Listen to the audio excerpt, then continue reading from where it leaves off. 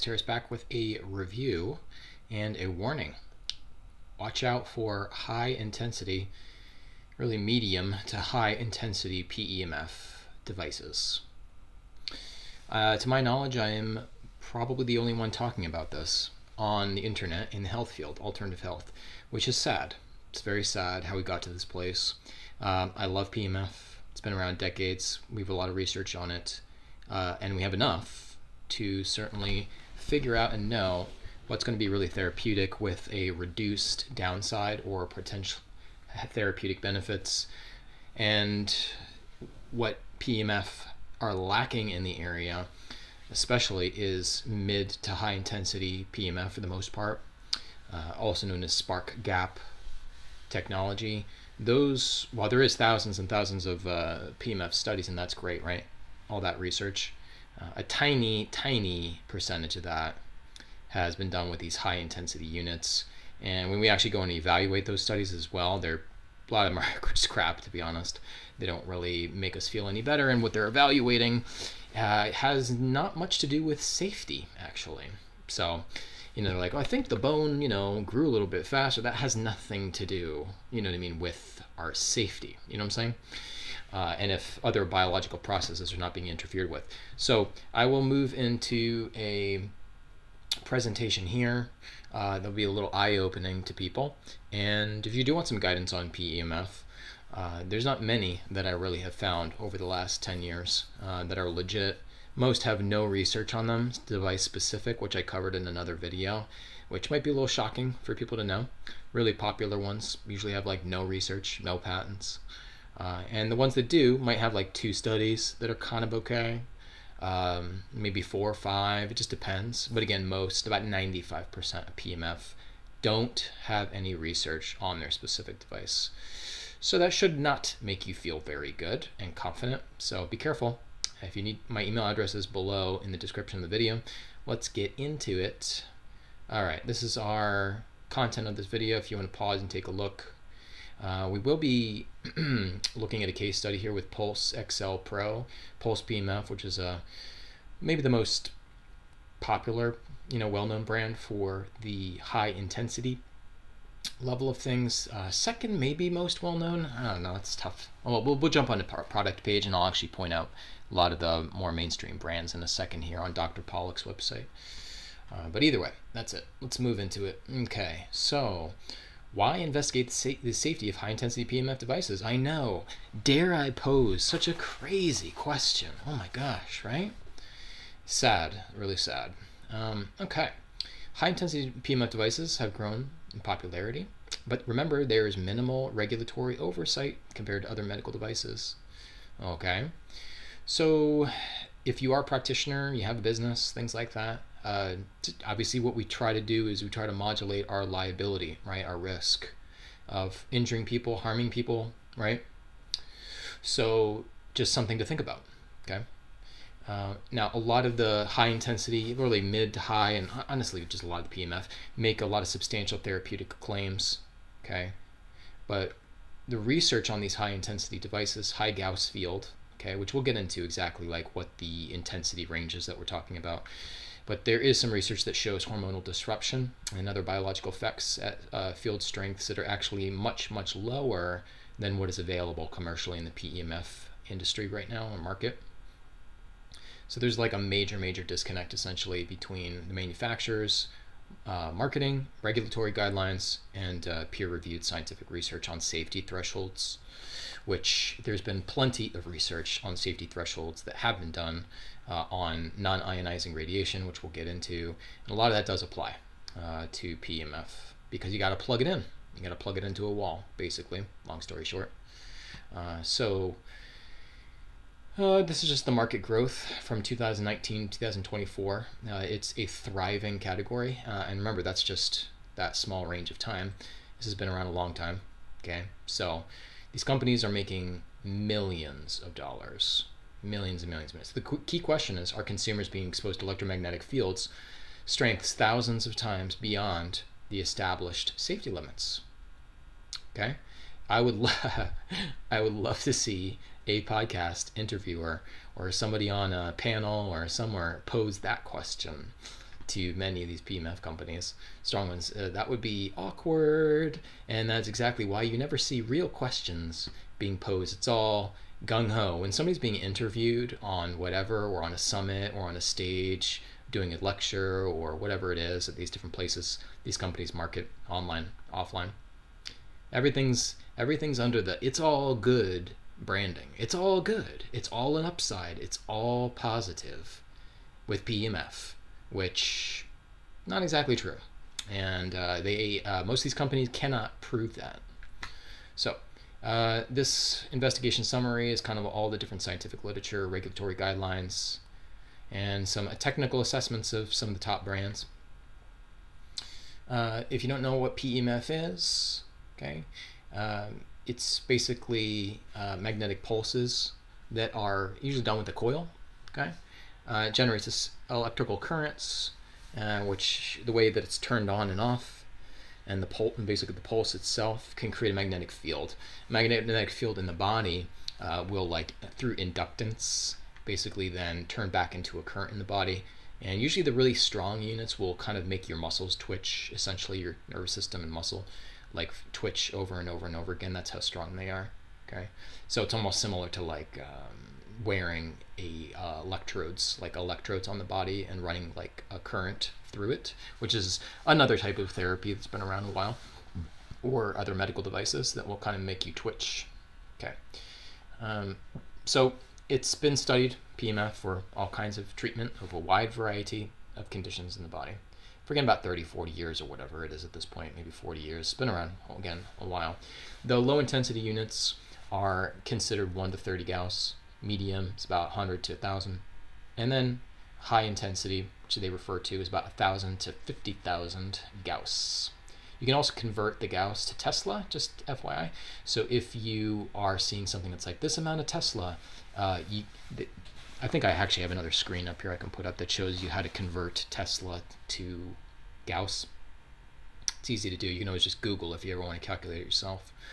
Earth's magnetic field, super low, 0.5, just so you have a reference on things. Low intensity home devices, don't have to get into it. It's just all the kind of common things you plug into a wall, you know what I mean? It's going to be usually within the 1 to 30 range. Could be a lamp by your head, whatever, you know. And that also includes, in this example, low intensity PEMF too, as well. Mid intensity is about 100 to 1,000. High intensity, we already went over that. So an MRI machine, just on comparison, because that's usually historically considered one of the strongest electromagnetic fields. You know, you can't wear any metal jewelry when you're in the machine, otherwise that's could be a nasty situation. That's how strong that is. And nobody in the room who's not even in the MRI machine can wear metal. That's how strong the field is, right? So it's about 15,000 to 70,000 Gauss. Okay. Once upon a time, that was the rare exposure to a high field that somebody might get, right? When there's like an injury or something like that, sickness. Okay. But now, it's like people are jumping into MRI machines all the time. See what I mean? So let's get into it. Okay, so high intensity PEMF, they deliver tens of thousands of times more magnetic energy than what the human body typically encounters in natural environments or even medical settings. Okay, but more importantly, just the question is like, what does the body normally produce and why for electromagnetic signals to keep the body running perfectly, or to heal, or to optimize or regenerate, or all these things, right? Just like what is within a normal range, right? And then we come in with something tens of thousands of times stronger than that. Do we really know what we're doing, right, in terms of the influence on these very small, tiny microtesla fluctuations and pulses, right, between cells, bacteria, everything? So some effects are not immediately felt by people that use these really intense PEMF, but could still, as I was saying, significantly impact biochemical or hormonal pathways. So it kind of gives you this false sense of safety during exposure. Like you're not gonna, well, don't get me wrong, some people with the high intensity machines, including one that was banned by the FDA that Pulse PEMF took inspiration from, they can absolutely, yeah, there are some people that have adverse events and feel terrible and have, depending on their contraindications after. But a lot of people, they don't really notice anything, you know, and that can accumulate and become a problem later on.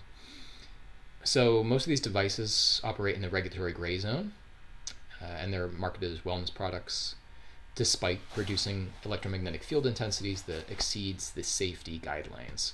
So the hormone suppress. So basically, we'll get into this organization right here in a second, but they basically establish safety limits for non-ionizing radiation from varying devices and technologies and all kinds of stuff. Okay, kind of makes sense, right? That we would have some kind of like organization dedicated to doing all that research, so that people aren't dying left and right and having all kinds of crazy issues.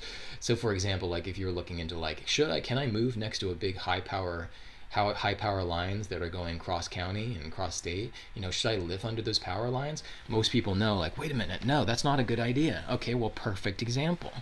Okay, non-ionizing radiation, strong field from high voltage that's going through inductance into your body.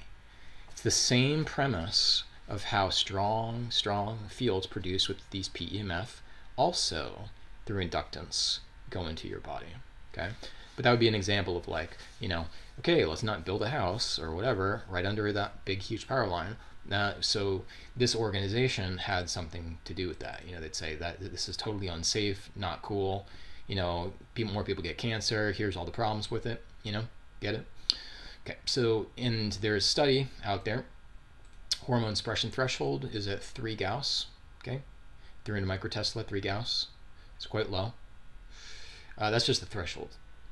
Low intensity PEMF devices. A lot of practitioners or people in the space consider actually like this range to be low intensity. I consider it to be high intensity. All right, so nothing at the bottom there. There we go. What is that at the bottom? Okay, here we go. Yeah. So this is just kind of like showing you the impact timeline. Okay, so a lot of times when you get that treatment, it can actually take quite some time. See, this is where it gets really complicated, because if you started to feel, you might have like felt less tension or less pain from a high intensity unit, let's say for 24 hours or a week or two, and you're like, oh my god, it's the best thing ever, right? And that's really with the high intensity units. The most sort of like positive quote unquote feedback I've heard is going to be like related to musculoskeletal conditions. And again, we can't really argue that those are therapeutic responses, by the way, just because subjectively somebody feels better. Okay. So again, there's no objective data there, just in case you were wondering, 98% of the time. Okay. So people, subjectively say they feel better sometimes from a certain, musculoskeletal thing. However, what else did it do to their body? Okay, so even if they got a treatment or two, it could be weeks later before actual hormonal changes happen. Now, do you think they were doing lab testing like every few weeks on their hormone panel? I don't think so. Maybe 2% of people might do stuff like that, or 1%. Okay, and the exciting thing about PEMF is that since we're working with signals, especially with better machines, since we can influence cellular signals, okay, we can potentially have lasting or just really long duration effects that really get the body back on track. And that could be awesome, right? As long as the published research is there, okay, which it is with like 2 brands. But basically, if you then counter that lack of research about what's really going on, you could potentially especially with a strong enough field, within 1-2 sessions, produce a change in a wide variety of electromagnetic signaling in the body that could, that durational change to that response, that strong response, that could last actually, that could have long-term effects over months and years. When you really understand biophysics in the body better, it's a very fair assumption or theory or hypothesis or whatever you want to look at, however you want to frame it. So, and the issue is like, it's just a gray area. So based on the best of my knowledge with biophysics, it's definitely a possible conclusion, a really solid question, and a little bit scary, how long these changes could happen. And the problem is, again, is somebody going to track back to the couple times they did that particular strong PEMF, that the side effects or the decline or new symptoms or decline in health they're having a year later or 2 years later was related to that? Do you think they're going to put that like 2 and 2 together there and figure that out? Usually not. And usually they're doing a lot of other modalities and a lot of other things, right? They're not just doing only one change, which was I got a PEMF, session or two, and that was the only thing, the only variable. Like, you could probably make a simple conclusion if that was the case, but unfortunately, that's not even remotely the situation, right, that people find themselves in when they're trying to improve their health. So, started as early as the 1960s, PEMF research, Papimi development, and you can kind of Google online and look up. It's usually like PAP-IMI. What that super high intensity PEMF was all about.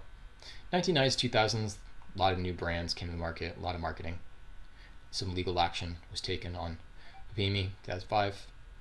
And, right, that's probably fair, like 2010, yeah. Up to the present, there was kind of a marketing resurgence, keyword marketing, in high intensity devices, meaning there's like 2-3 companies that just did a lot of marketing and created a resurgence. It was really the responsibility, really it came about just because of a couple companies. Most of the PEMF in the market, like the majority or the largest amount, are in the lower intensity, just by the way. And again, most of the research out there, majority is also with low intensity PEMF. Okay. All right, so Papimi, because the reason we're highlighting this is because this was one of the few FDA legal actions that took place in the PEMF space. This is the developer, Panos Papa. Okay, he came up with the first high voltage PEMF using spark gap. All right. Now, as I said in my other video, Pulse PEMF on their website, they used to say, "Oh, we took great inspiration from Panos Papas, from this. We took great inspiration in developing our Pulse PEMF." If you look up a blog article, there's one blog article or a couple that also still mention this, okay, with Pulse PEMF, but they pretty much scrubbed it from their main page, about us sort of story. I called them out on it on a YouTube video many years ago. That could have been the reason why. Anyways, they had a lot of unsubstantiated medical claims, okay, for all these different treatment conditions. That was part of the problem. And you'll still see mid to high intensity PEMF also making tons of unsubstantiated medical claims. Most of them have like no studies, or you just actually look into it for yourself and you'll see. So they still today, all these companies make a lot of medical claims. It cannot be backed up by anything. 2005 in California, okay, this was the company. They prohibited from marketing the Papimi device with those unsubstantiated medical claims. And there was people that also got injured and were suing. That was part of the issue too, when the FDA got involved.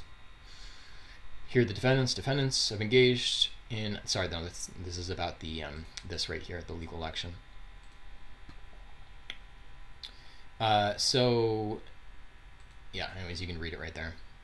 But really more why this kind of even came about was because of lawsuits. Because there was, and you can read about them, you can look about several people that has some nasty injuries due to this type of PEMF, which when you really get into the mechanisms of the Papimi, and you look at what it's doing, it's pretty much nearly identical to several other mid to high intensity PEMF. Yeah, you won't really find much difference between them. Okay.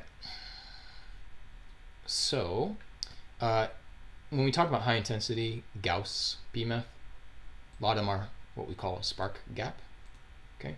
And that's explained right over here, like what that term actually means.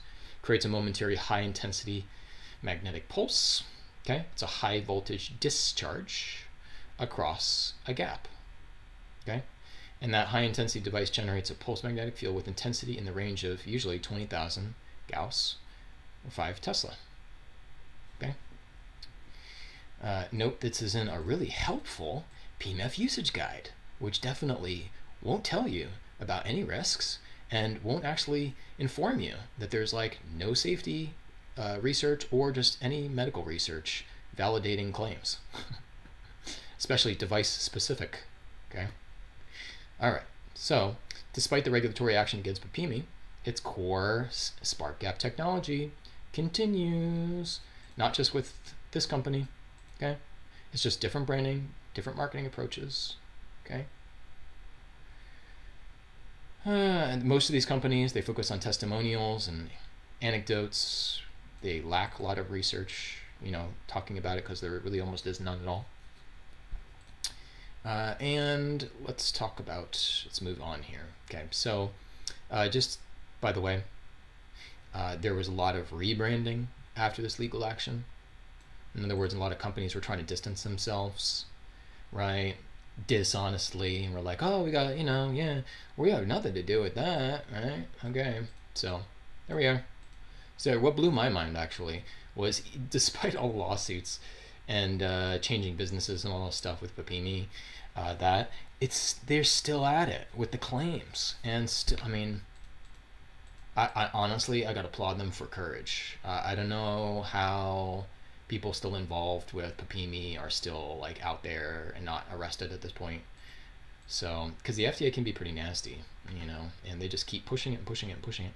Anyways, so yep, $20,000 to $30,000 range or higher, with no regulation. That's what these devices are, the high intensity, are doing. Moving on. All right, Pulse XL Pro is our little case study. Positioned as this is their highest, most expensive unit, which I think came down in price, I want to say, actually, over the last many years. But anyways, now keep in mind, there's practitioners, there's doctors, all kinds of people. They even have these, quote, pulse centers, where they have like a whole bunch of them lined up. They've spent a fortune on several of them. So it's super cool. And this model is positioned as the strongest, most innovative machine to date. Okay? And it is marketed to, doctors, clinics, people of all licensures and wellness business models. Okay? Innovative. All right? Company deliberately keeps the exact Tesla Gauss output specifications proprietary, stating, "We reserve these estimates as proprietary information." Interesting. Just FYI, you can get a pretty cheap device, as we would imagine, online, where you can just test the strength of an electromagnetic field. Electricians obviously have a lot of use for something like that, and it should be cheap, right? And you can always test any PEMF you want, on your own. So you don't have to be a genius to do it. Just go online, buy an electromagnetic field tester that can test Gauss fields, and obviously just make sure that your meter that you get would be going up to this, which is a little unusual, even for those devices, but would be going up to a high range, okay? Otherwise, might say, oh, it's 1,000. Meanwhile, the machine's like, 50,000. So, just make sure it can go to the upper limits, like what the upper limits are of range. Now, some of those, I say that because some of those meters that test fields, if you put it in front of like a strong high intensity PEMF, it could literally damage it, and it will not work anymore because it was just too strong. So we already talked about, what high intensity means, okay? Even the lowest estimate of 1,000 Gauss for these types of classification exceeds this organization's safety guidelines by 1,000 times, 1,000x, okay? Potentially reaching 50,000 times above the recommended limits. Now, in a moment, we'll actually see even 3 Gauss. They found some potential health issues, some side effects. 3 Gauss, not 1,000, okay?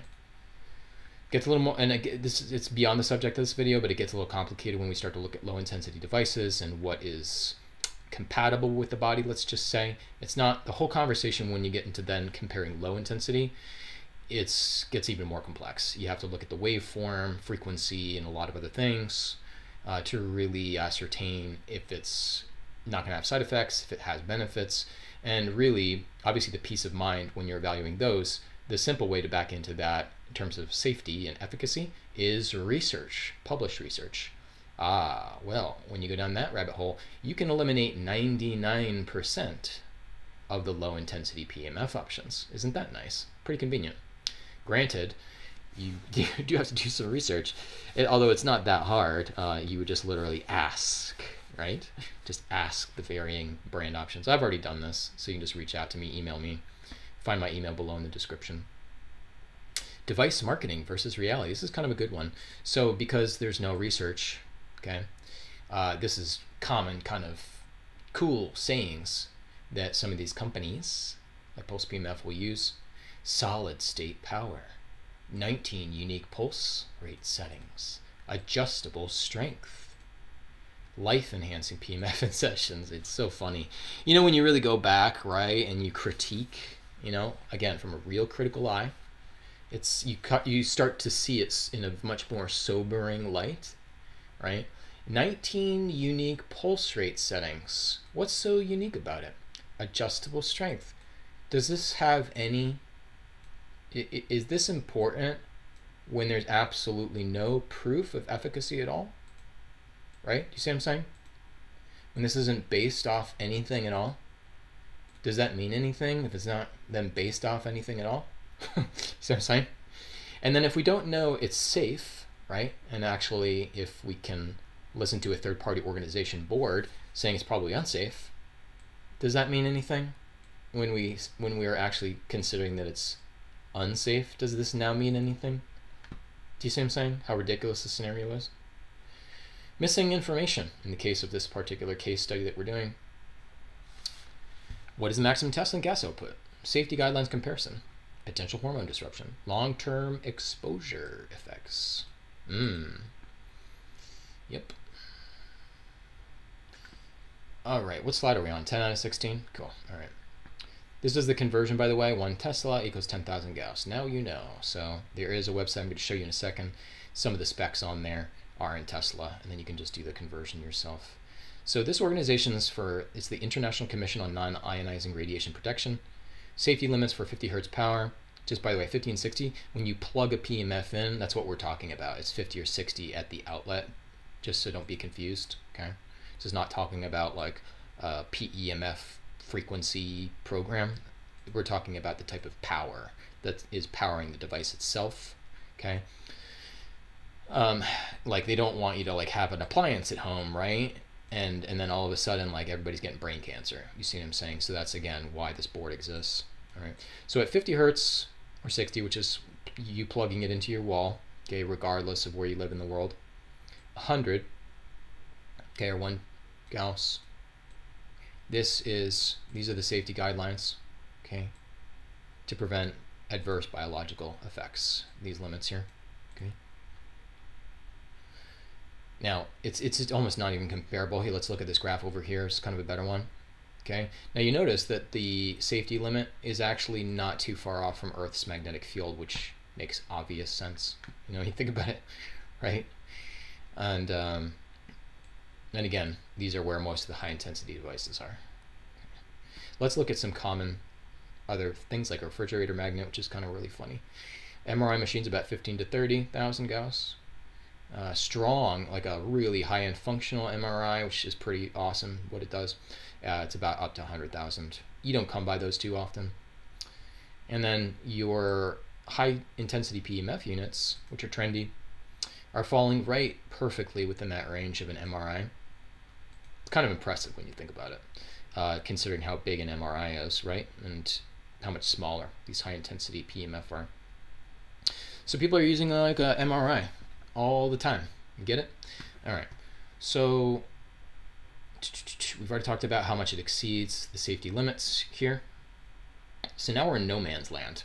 So in other words, we have an organization that has analyzed a wide variety of equipment that you would plug into an outlet, okay, or some other power source. And we are way out in the stratosphere with these high-intensity PEMF devices. And everybody is scratching their heads wondering, what's going to happen? So what would you call this? I would call it like the largest non-official study or IRB or something like that, experimental, that's happening with non-ionizing radiation. Wouldn't you agree? Because we really have, I don't know, it's probably several million people that are working with high-intensity PEMF, certainly millions and millions over the last 10, 15, 20 years or longer, right? Isn't that just kind of like the largest non-official study ever in what high intensity electromagnetic fields do to people? Unfortunately, nobody is comprehensively collecting that data, right? And it would be very, you know, well, anyways. Okay, so let's move on. Okay, so we talked about that hormone suppression, okay, at this field strength level.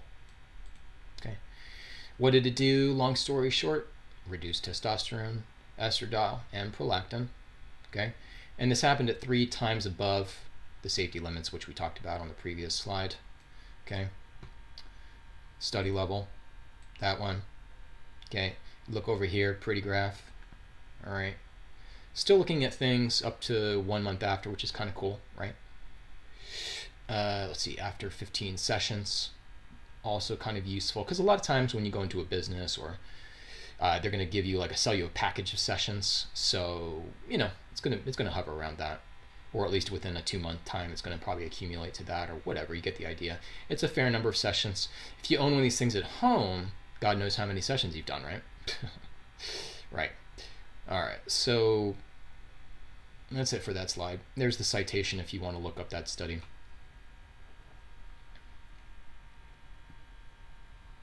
By the way, there are the other research studies that this organization has done, but this research study, just to clarify, this research study here on hormones was not done by this organization, just to be clear, okay? But it would be wise also just to look up other studies this organization has done, because it's interesting to see what the field strength of other devices and technologies, what kind of harmful effects it can have on people, because it's still relevant. Do you get what I mean? It's still relevant because we're breaking it down into electromagnetic field strength, and it's also relevant to look at what is it harming, what is it interfering with in the body.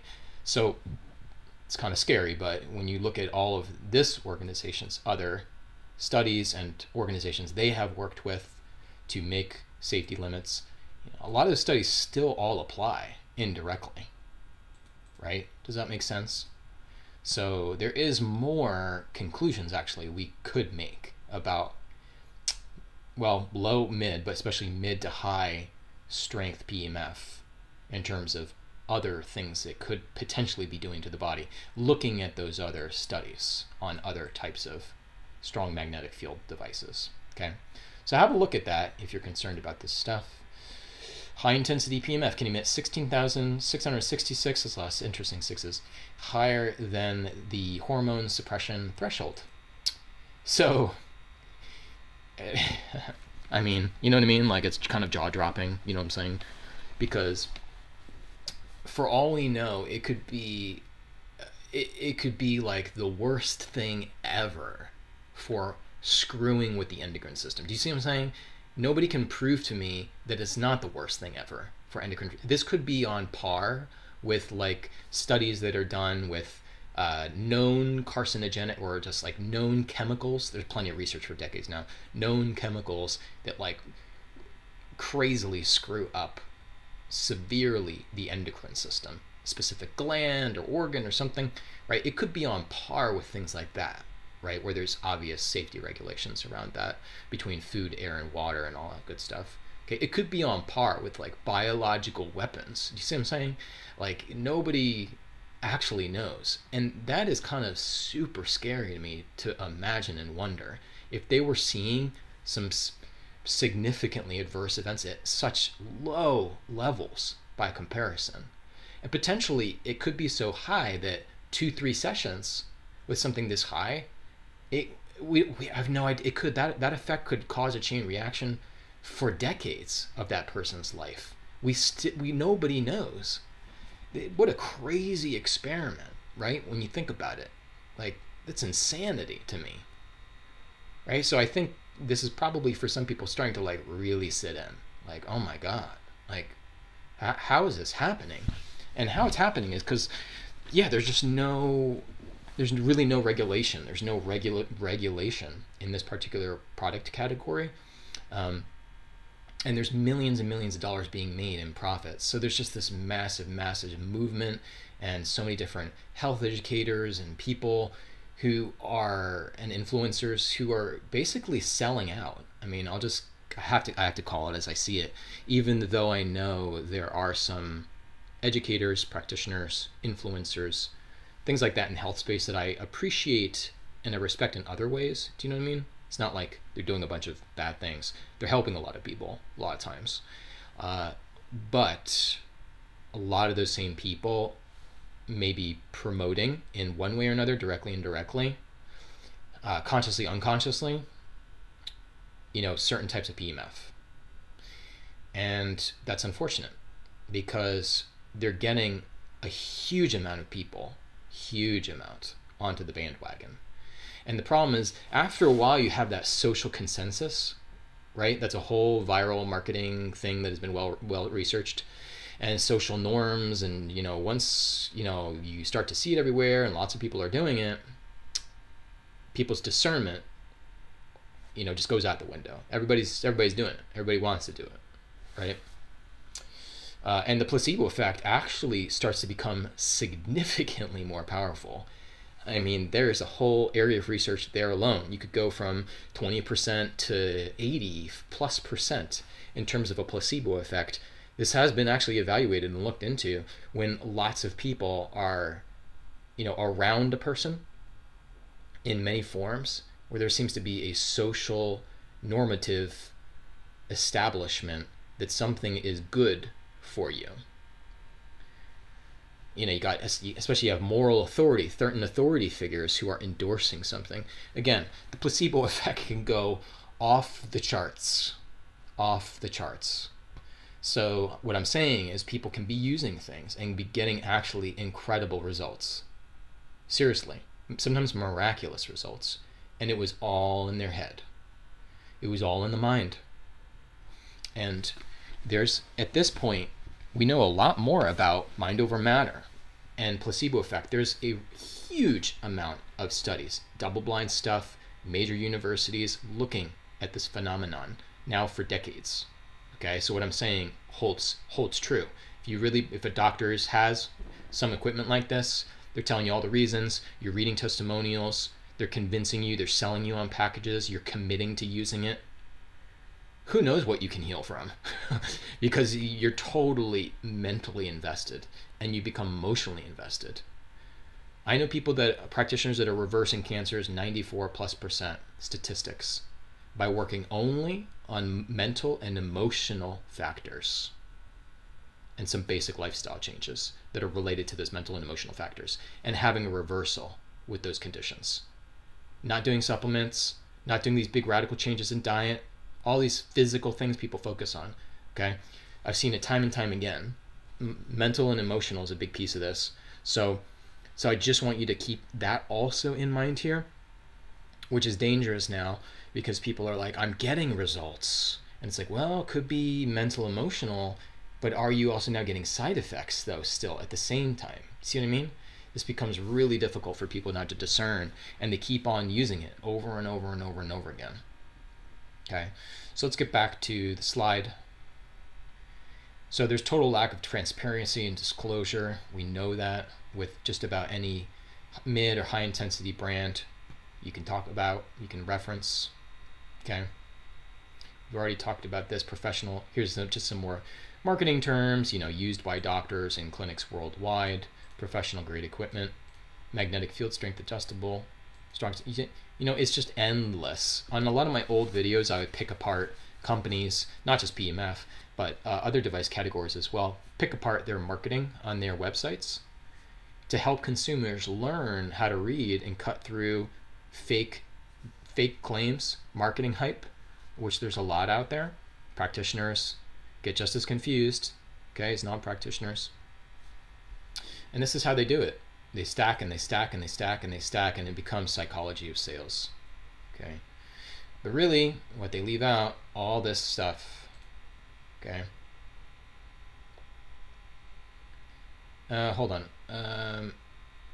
Pulse PEMF company website, when explaining why they don't list Gauss Tesla specifications. Forgot this was in here. This is their quote. We reserve these estimates as proprietary information. ... More Gauss is not always better. Okay. Now, from a legal liability standpoint, this is probably the best thing that they could have ever done, was to not actually list that. So, very smart, if you're trying to reduce your legal liability exposure. Very smart. Although it, somebody could look up, like, how do I test a magnetic field strength, like just what I was saying earlier. Oh, Okay, AI search told me to get this device. All right, I'm going to buy it on Amazon. And then you can just literally show with a well-established meter what the actual strength is and prove what a particular program or setting was on your device. So it protects them a little bit from a legal liability standpoint, but if a real investigation could be done, also legally, privately between lawyers, obviously, that those specifications would be forced to be revealed privately, in that scenario. Okay. All right. Yeah. So moving on. Okay. Anything new over here? Nope. Let's go to the next one. Okay. So these were some different studies. You can take a screenshot if you want, but I will give a download of this slide presentation below in the description, which you're free to also pass along and share, obviously. And additional sources and industry information. This is also pretty useful. I almost forgot. We actually have to jump over to Dr. Pawluk's website. Okay. Let's do that now. All right. Okay. Where is it? There we are. Okay, so Dr. Pawluk's website is probably the most trafficked on the internet. One of the more well-known individuals as well, and then Bright Myers and a couple others. But Dr. Pawluk has always sold the widest amount of machines, and he's also been the biggest educator, meaning given the most talks and had books and stuff like that. But he's done the most offline and online talks. Well, would it be summits or shows, conferences? He's all over the place. He's probably done more talks than anybody. So has spread and talked about mid and high intensity PEMF more than anybody. He's single-handedly more responsible than anybody. And you can kind of see the breakdown here too. Okay.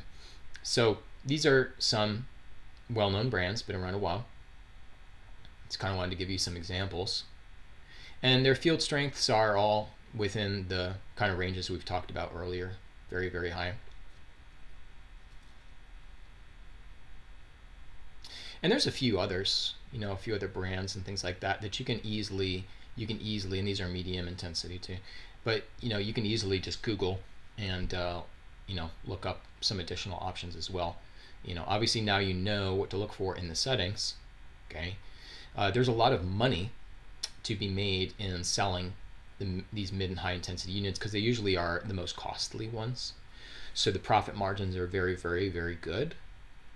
And generally, like with Dr. Pawluk, stuff like that, he has created a lot of really convincing ideas and concepts about how a high intensity and mid is valuable.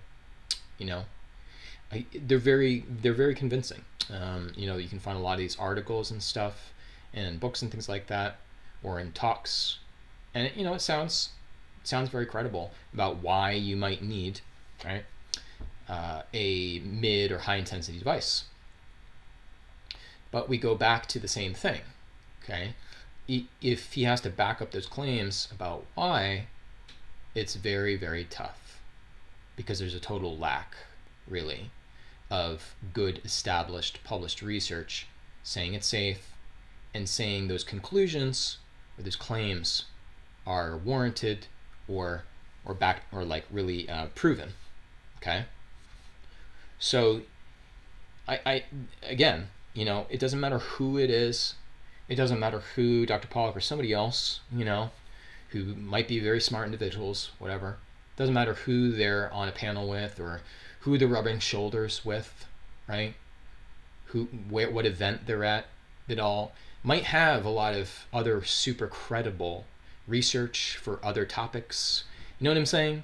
There might be a lot of very legitimate things to where you might find an individual like this educating, okay? But that's what makes it so confusing, because at a lot of these summits or shows or podcasts or whatever it is, just because a person is there or a company representative is there, that doesn't necessarily mean that the people that invited them and approved them to be there actually did any due diligence, just to be clear. Okay, so usually in these sort of scenarios or venues, online or offline, the real reason they're usually there, a lot, not every time, but a lot of times, is money incentive. Somebody is one of the parties is making money. Many times it's a win-win, whether the person's getting a lot of new great content, right, for their channel or their show or their brand. Okay, if they're inviting in a PEMF representative of some kind or an educator, or both individuals potentially would, garner interest and be able to direct people that wanted to purchase one of these things, and they would be making money on those commissions on the back end. This is true 98% of the time. A lot of times also people go to these bigger shows, right? They're a lecturer, they have a booth space. Most of the times they've also paid something to be there.